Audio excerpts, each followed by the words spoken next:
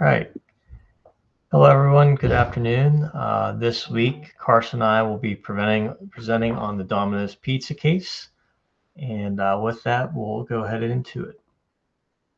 So real quick off the bat, I just wanted to give a executive summary of our findings of the case. And essentially what happened was Domino's leading up to 2008, the business stagnated after the recession. And in addition to that, they also had quality issues, some of which became very public with viral customer comments referring to the pizza even tasting like cardboard. So as a result of that, that you know ended up having Domino's reformulate their pizza recipe, investing in technology, focus on customer feedback to make sure they didn't have the same occurrences, and at the same time, fortressing, which helped them to expand their footprint. Just a little background on Domino's as a company.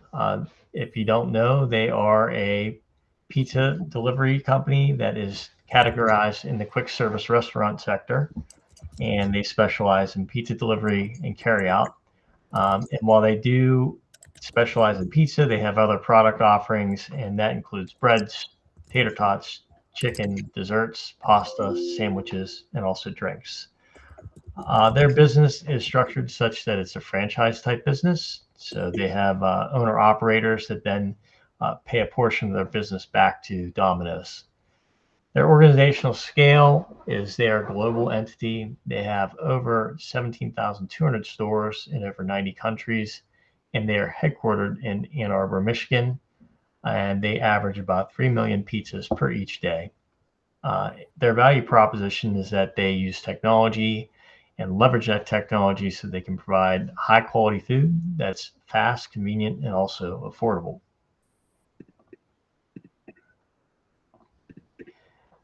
So going back to 2008, talk a little bit about the business challenges that they faced at that time. Again, poor product quality. Even though they had kept mainly the same recipe over their roughly 50 to 60 years of existence, over time, other competitors had generated better pizza recipes. So they had, incremental improvements that they did in the 90s and along the way, but essentially they were still making the same pizza at that point in 2008 that they had for many, many years, and others had risen and created better tasting pizzas. With that, that also led to a decreased stock value. Obviously, their business was not doing as well, and that led to a decrease in their stock value. At the same time, they had increased competition. In the 80s and the 90s, Domino's really dominated, especially on the delivery scene, but with other competitors such as Pizza Hut, Papa John's, and even Little Caesars, that competition became very intense. And the combination of both the poor product quality and the increase in competition from their competitors really led to a bad situation for Domino's.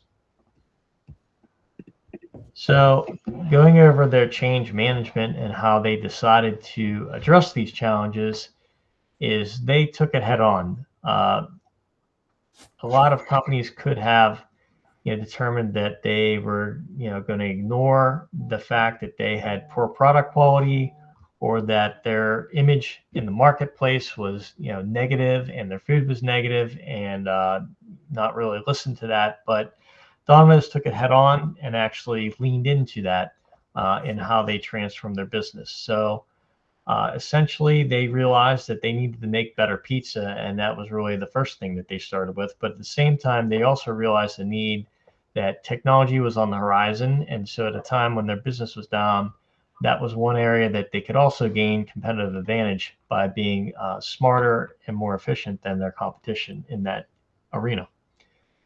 So when we look at the four pillars of what their change management entailed, again, that included new recipes, and they used the customer feedback really to help them initiate that process.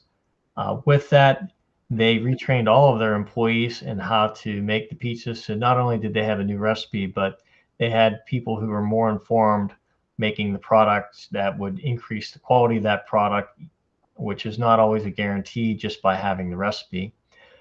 They initiated with their new pizza formulation marketing and deal campaign that advertised 2 pizzas for $15.99, which at that time was quite a competitive price. And they also initiated a marketing campaign that played into their negative customer feedback. And some of that actually included some of the customer comments that they received and recorded in learning about how bad their product was, essentially seeking out those same individuals and surprising them door to door with the new and improved pizza, and on the spot, making sure that they felt like they had turned their business around and created a good product. And those videos were made widely available and are on YouTube today. At the same time, they realized gaps in their business model in terms of the products they provided. So while they didn't stretch their menu and go into a territory they knew they couldn't make good product that would be foreign to them, they did fill in gaps with handmade pan pizzas and artisan pizzas. As a result of that, they saw their growth go from basically 1.4 billion in sales in 2009 to nearly 3.6 billion in sales in 2019. Technology was another pillar of their change management. That included a number of different technological advancements within their company. They had a new POS ordering system that they standardized throughout the whole company and actually made their franchises use that, even though there was some pushback. They created multiple online ordering platforms, a pizza tracker, which also could be placed into the customer-focused pillar of their change management. But essentially what that did is allow customers to see the progress of their pizza and increase the transparency and trust within their customer base. They created a mobile application that allowed easier, more convenient orders. They created Dom, who was a voice ordering counterpart, and they also had a marketing campaign around Dom as well. Similarly, anywhere ordering, which basically allowed you to order from multiple devices and platforms via TV, social media, smartwatches, smartphones, and they were also able to collect data as a benefit of that. And then in some cases, driverless delivery. So all of this ended up summarizing in Domino's was able to increase their digital orders by 2018 up to 60%, which was one of the main focuses there. Another pillar was they wanted to be customer focused. Obviously, they knew that their customers were not happy with the product. That had gotten out into the marketplace and damaged their image. So they really focused on that. So they released multiple platforms to get customer feedback in real time, which included Think Oven. And so rather than wait for the marketplace to tell them that their image was negative, this gave them, real-time feedback with those customers. And a number of other customer-focused initiatives, pizza profiles, which allowed you to customize your pizza, and then a rewards program with Pizza Pie Rewards. So as a result of that, their stock, which was down in 2008, reached an all-time high of $531.43 in 2015. And then lastly, they simply just wanted to increase their presence and footprint. So they used fortressing, which was increasing presence in markets that they were already in, and essentially placing their stores closer together, which could be detrimental, but it really worked out for them. So at the end of the day, that helped them grow their footprint to over 17,000 stores and in 90 countries. And with that, I'll hand it over to Carson. So I'll be discussing 2 ways that Domino's used data and digital tech and why they're significant for their turnaround. So one way that Domino's kind of changed their turnaround was adding a Pulse, which Pulse is Domino's proprietary point of sale system. So they did this by adding a touchscreen ordering, efficient delivery routing, administrative and reporting functionality, and they use this as a single operating system across all their stores. So we have a quote here by Kevin Vasoni, who was the CIO at the time, and he called it the most important technology decision made in the last decade at Domino's. And before Pulse, each store was running different systems, which made it very difficult for Domino's to kind of standardize their operations. And once they added the pull system, it unified everything under one roof, which made it training a lot quicker. The data was more consistent. And then through 17,000 stores, they were all working under the same system, which made everything much easier for each location to adopt. And we can go to the next slide. The next thing they implemented was Pizza Tracker. So Pizza Tracker is a customer order and progress monitoring system. So Pizza Tracker tracked orders and the order progress accurate within about 40 seconds, which is almost record timing. It provided infotainment with entertainment while customers were waiting for their orders. And then it built accountability and transparency. So this was huge for customer trust at the time during Domino's struggles. And I mean, nobody likes knowing where their food is. So by giving customer real time visibility, Domino's reduced complaints and they built confidence in their delivery process. And by doing this, Domino's gave their customers a sense of trust that most pizza places could not implement themselves. So another quote we added was from Chris McLaughlin, which is the technology executive, which said, "We're filling the black box of uncertainty," which basically just means at the time, if they were providing trust within their deliveries, which no other pizza place could implement at the time. So slide 9, anywhere/DOM. So anywhere ordering allows customers to order from a wide variety of range of platforms. You could order from text, you can order from smart TV, smartwatches, cars, etc. They had it all. So it didn't matter which way you wanted to order it. Domino's was providing every single offering system for clients at the time. So it was accompanied by a major advertising campaign.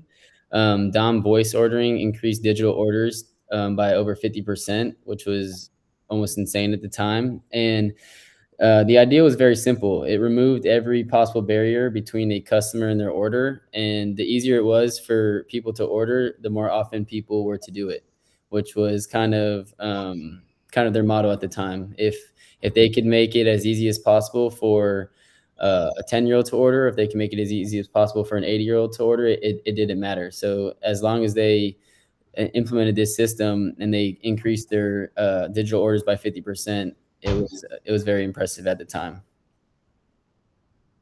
So slide 10 is a competitive advantage via data. So Domino's Anywhere system provided multiple pathways to gather customer data. The goal was at the time was to integrate this data from each channel to understand its customers and global operations. And this was also informed a marketing campaign. So the Anywhere system provided multiple pathways to gather customer data. The goal was to integrate it from each channel to understand customers and global operations, and the data directly informed marketing campaigns. So this is kind of what separated Domino's from its competitors. They're not just considered a pizza company; they're also considered a data company.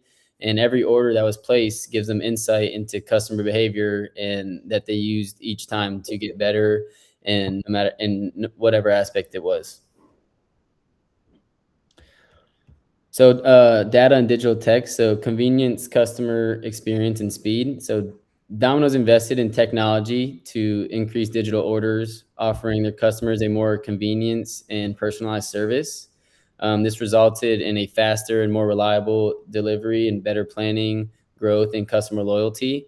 So Domino's continued to invest in technology with a stronger focus on customer feedback, which was which was very big for them at the time. They were a very customer-based business, and the better they could serve their customers, the better the company was doing. And they stayed cost competitive throughout operational efficiency.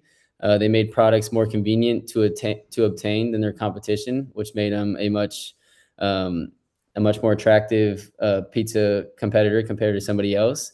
And their high visibility marketing campaigns and influencer partnerships helped them generate many more new customers.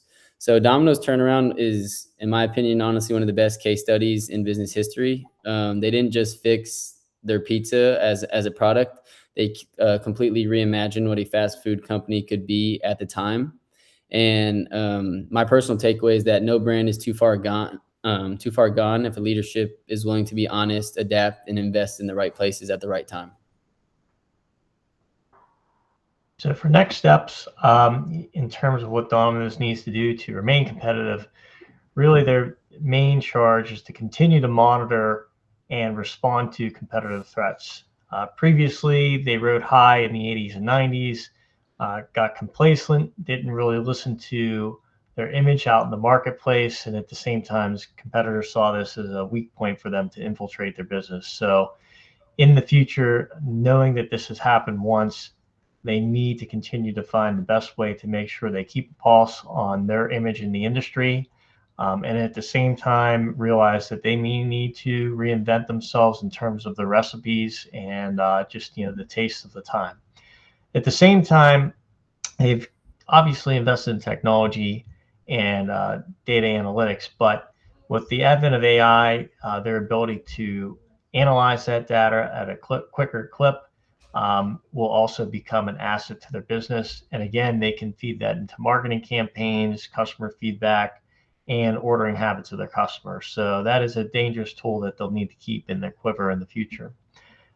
With that, they need to continue in partnerships and marketing campaigns. The Netflix partnership that they had as it relates to Stranger Things, keeping relevant to items like that, really helps them to remain present and relevant in the marketplace and cater themselves to a wide variety of demographics.